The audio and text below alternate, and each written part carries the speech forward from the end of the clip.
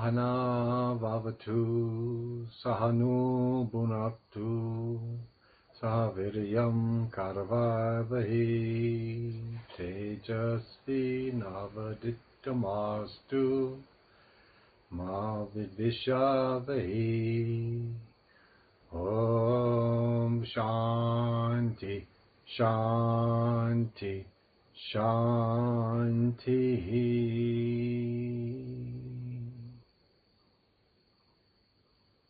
Welcome.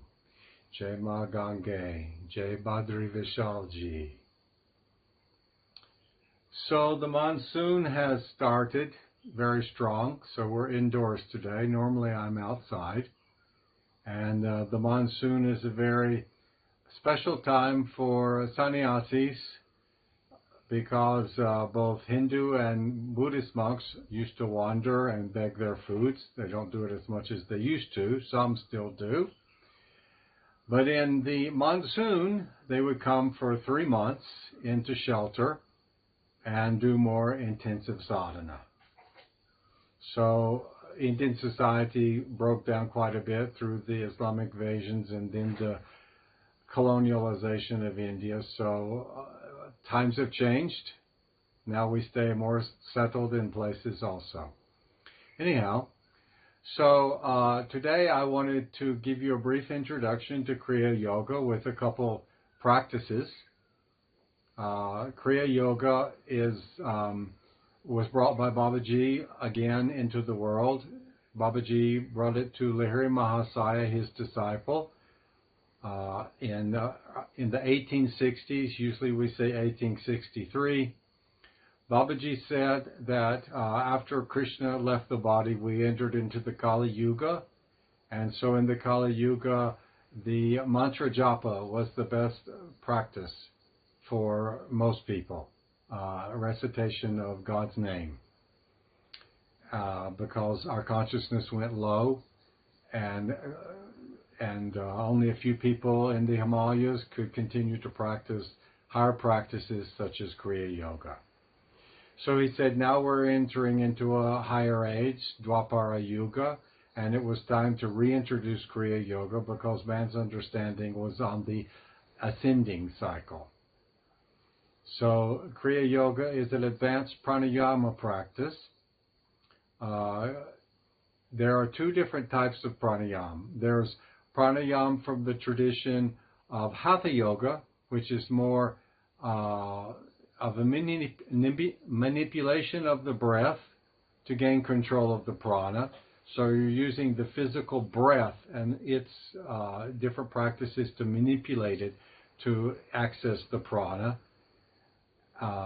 So it's more on a physical level. That's how the yoga generally is. And then there's Raja Yoga Pranayama. Kriya Yoga is a form of Raja Yoga Pranayama. In Raja Yoga Pranayama, it's not so much about the physical manipulation, but using the mind. Placing the mind directly on the prana. Either placing the mind on the breath, which is a manifestation of the prana, or placing the mind, the awareness directly on the currents in the spine and in the spinal centers, and learning to feel the prana moving through the spine and the spinal centers. So by doing that, we are able to access the prana more directly, and it comes more directly under control of our awareness. The main principle behind Raja Yoga Pranayama and Kriya Yoga is that the prana is the support of the mind. Lahiri Mahasaya said, Lahiri Mahasaya, you can see him in this little picture next to Babaji. He said that when the mind is in movement, in fluctuation, it is the prana that is in fluctuation and movement. Mind is only prana. It is nothing else. So when the mind is agitated, it means the prana is agitated. And when we're able to withdraw the prana into the heart and into its resting state, he said that prana in the resting state, in its natural state, is the Atman, the self. So these are the secrets of more direct path to gaining control of the mind. We have to make the mind subtle so that the awakening, the realization of the light of the self naturally dawns. Without that subtle aspect of the mind, without purifying the mind and bringing it into a resting state, the light of the self becomes clouded. So it's a very simple thing. Just like now it's the monsoon, it's been raining all day, you don't see the sun. When the clouds pass, then we see the sun. Sometimes there's a few clouds, few white clouds floating in the sky. That's the sattvic, that's associated with the sattvic mind.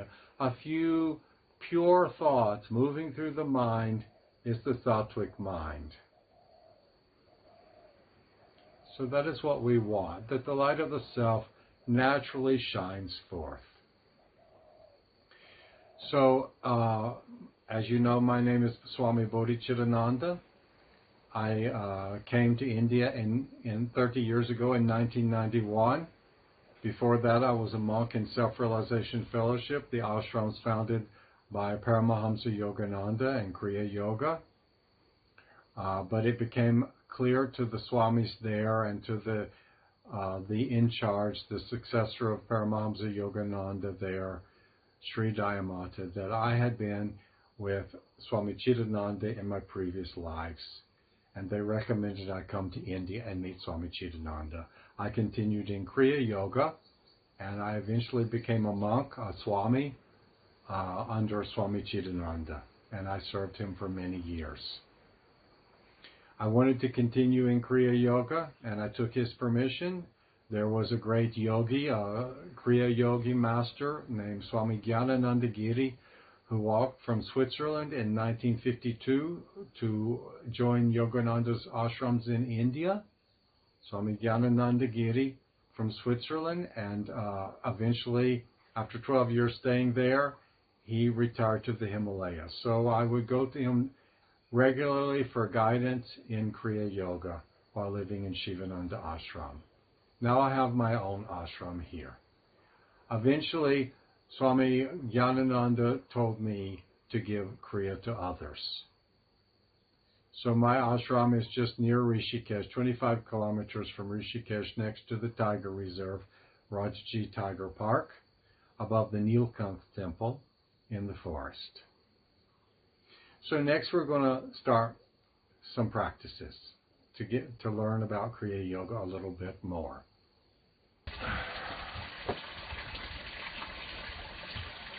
So, the first exercise I want to teach you is called 4-part body recharging. Yogananda developed a series of exercises he called the energization exercises. There's 38 of them. The 4-part body recharging is the most important one and can easily be done alone, either while lying in bed in the morning before you get up. You energize your entire body. When you lie down at night, before going to sleep, you do it to relieve all stress from the day and relax. We also do it in standing position, or we can do it in this kind of sitting position, like in a chair or something. You can't really do it in Padmasana or in the main meditation postures, but I'm going to do it in sitting posture rather than standing, just because of the camera. So Yogananda says that the prana enters the body at the back of the head, at the medulla oblongata, which is the seat at the top of the spine of the spiritual eye. The Agya chakra is at the top of the spine. So that's where he says the prana enters, at the top of the spine. And we can easily feel it at the back of the head, very easily feel the prana there. It's one of the easiest places to feel the prana. So when we're doing the exercise, we try to feel the prana going in, and we're going to direct it at different body parts when we do tensing and relaxing. Yogananda said that when we tense a body part, the mind and the prana automatically go there. We try to place our awareness completely in that body part as we do it. And the prana will go there. It helps to release stress and bring healing to that body part and to the entire body when we do the 4-part body recharging. Because in this exercise we do it for the whole body and for each body part. So we're going to begin by inhaling with double breathing, tensing the entire body, then exhaling with double breathing, relaxing. So double breathing is inhaling twice through the nose, like that, and then exhaling double twice through the mouth.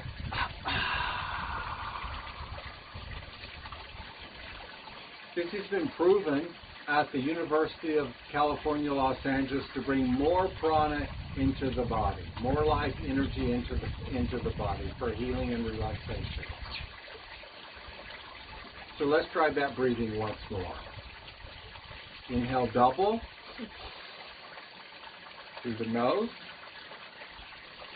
Hold to count of 3, looking at the spiritual eye. Then exhale through the mouth, double breathing and relaxing.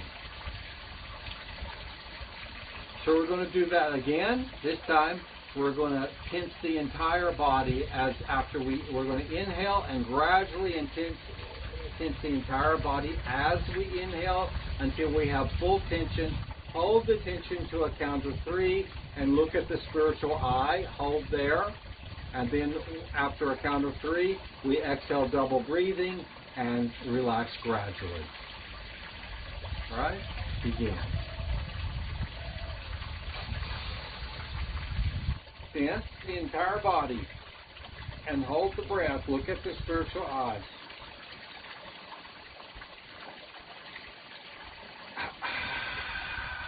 And relaxing.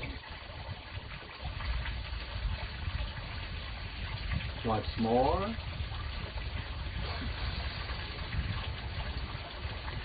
Hold and look at the spiritual eye. Hold the breath, full tension, looking at the spiritual eye. Exhale and relax.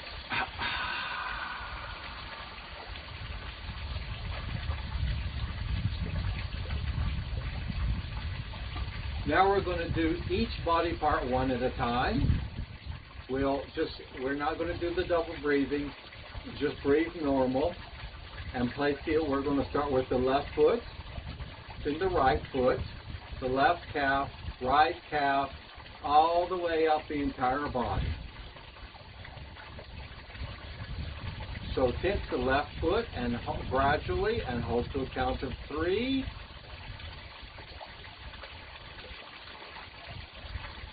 And relax. Right foot, tense. Relax. Place the awareness inside the body part. Left lower leg, calf muscles, gradually tense.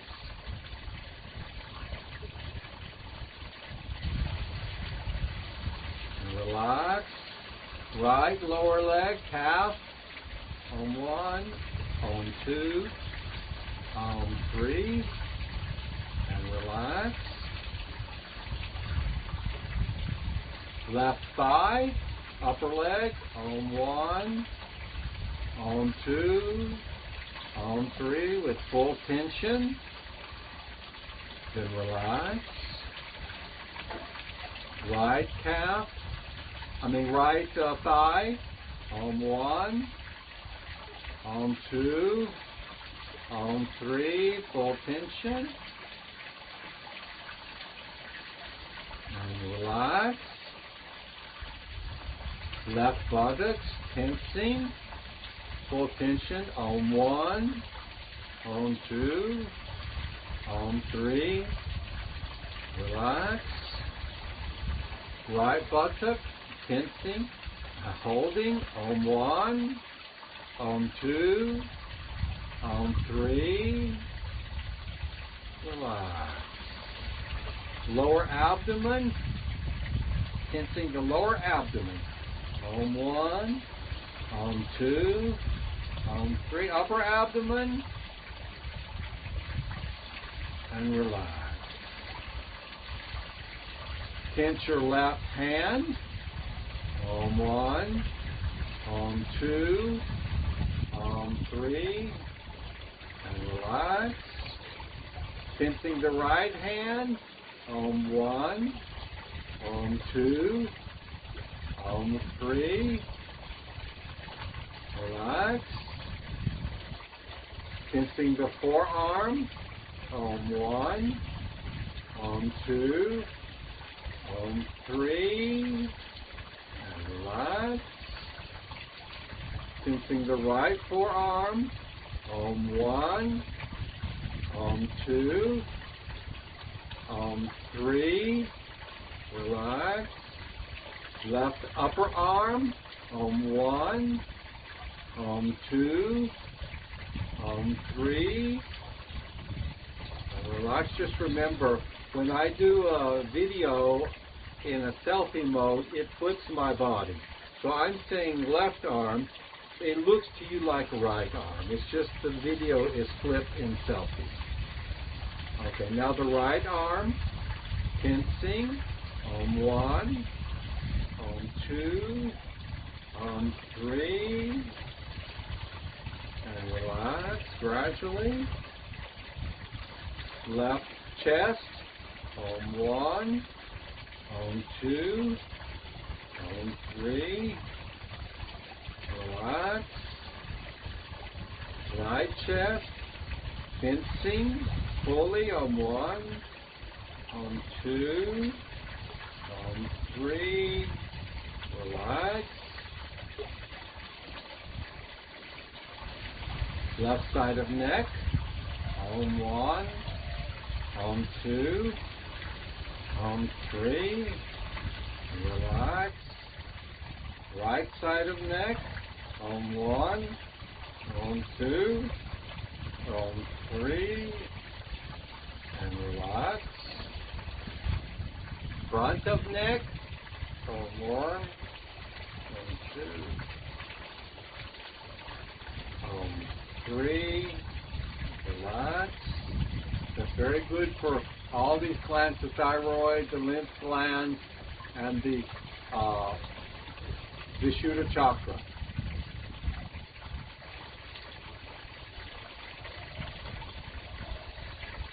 Now we're going to, we've done all the body parts up to here. If you want, we can do the face. That's an extra thing. We exhale and stick the tongue out and hold the face in tension.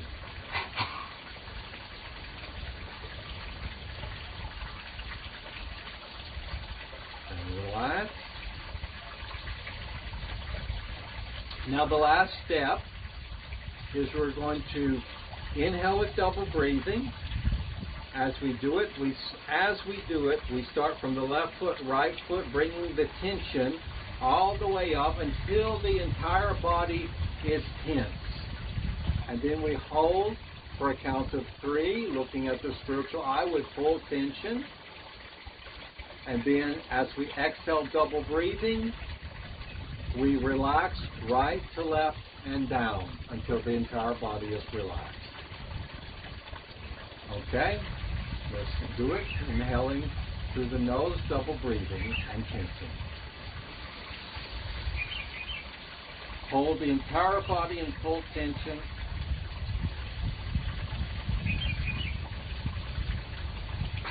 And relax right to left down as you exhale.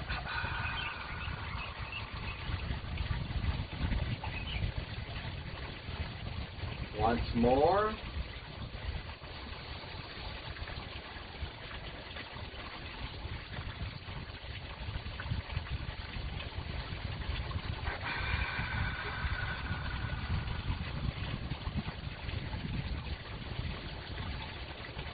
So that's the 4-part body recharging from Paramahamsa Yogananda. It's a very powerful practice. So now we want to learn one of the most important meditation practices to prepare for Kriya Yoga. Kriya Yoga is given in Diksha. initiation. And when we take initiation into Kriya Yoga, we make a vow that we don't disclose it to others, we don't put it in books, and we only can give it if our Guru has instructed us to do that. So we don't just start doing it because we think we're a great teacher now, and we came to Rishikesh, and we know everything, we've met everyone. It's nothing like that whatsoever. Kriya Yoga is a very powerful practice, and to us it is very sacred. And we want to keep it very sacred.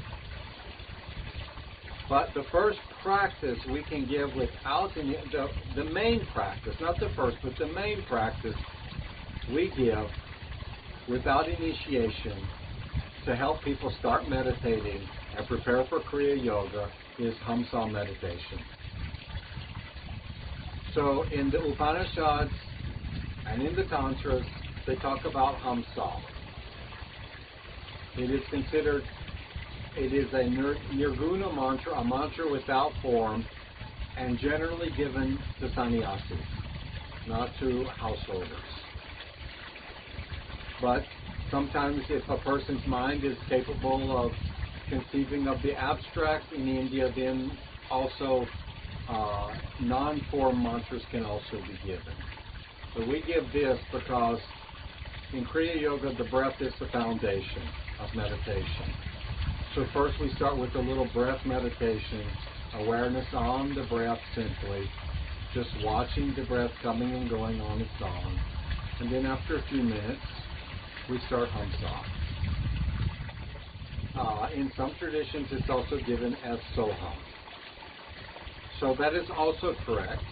It is more the emphasis on the meaning. In Vedanta, they look more at the Vedantic meaning, and Soham means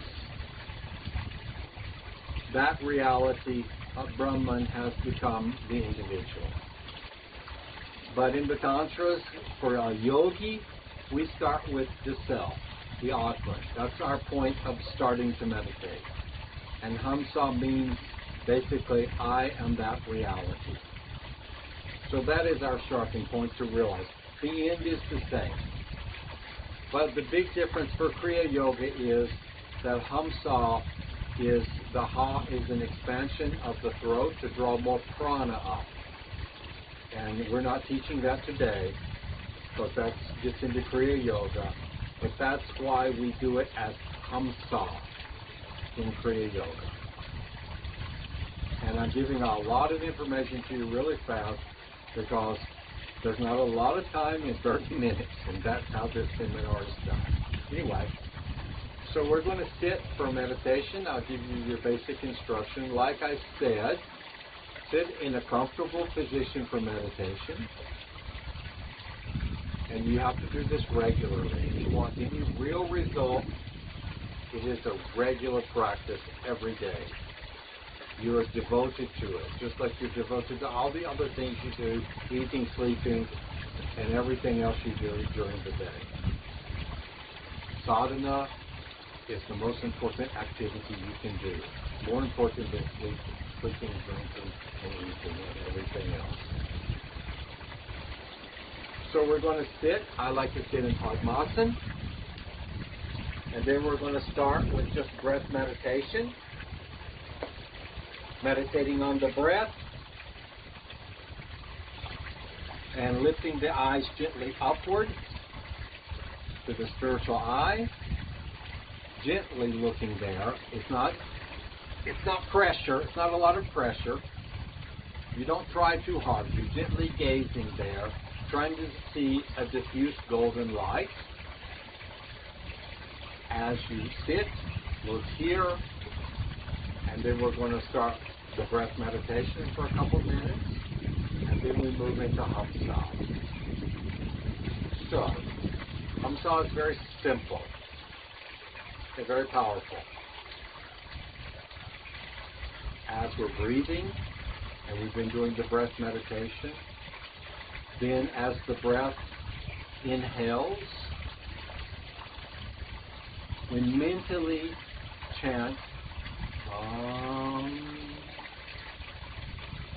And as the breath exhales,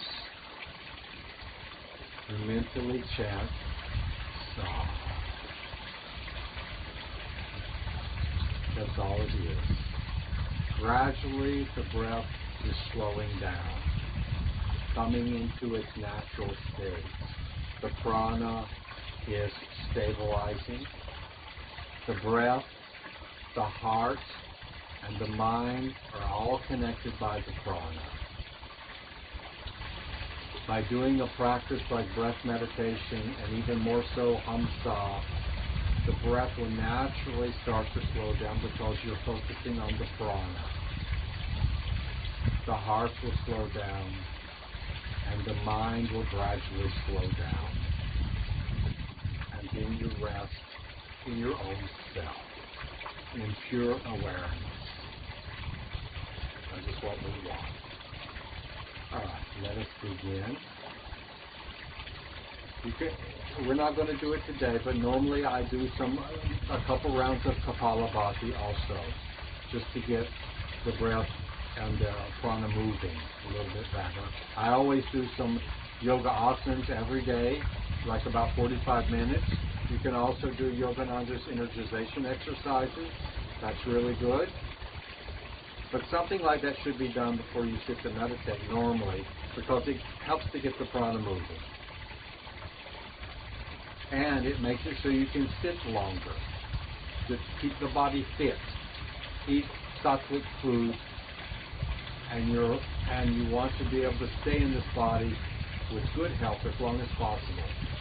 It's a very sacred opportunity we have here. All right, let's begin with breath meditation, looking at the spiritual eye.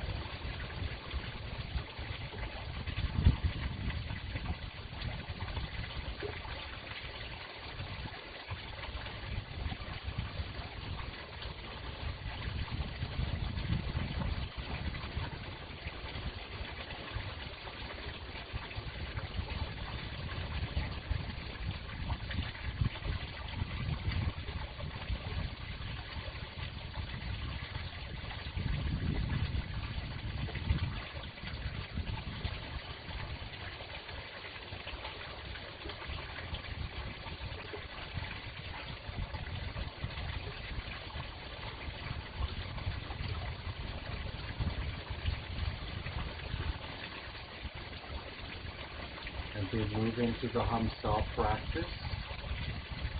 Continue breath awareness and mentally chant on the inhalation, Sa on the exhalation.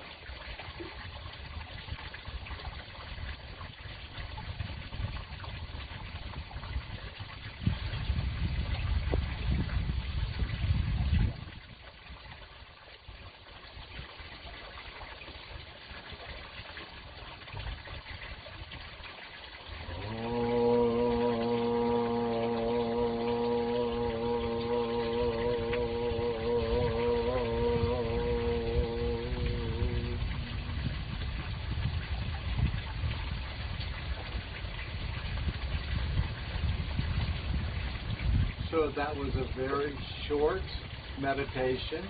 The main point was to get you started. In the beginning, sit for 15 minutes to 20 minutes, gradually increasing your sitting practice. try to do it twice a day. Morning is the most important.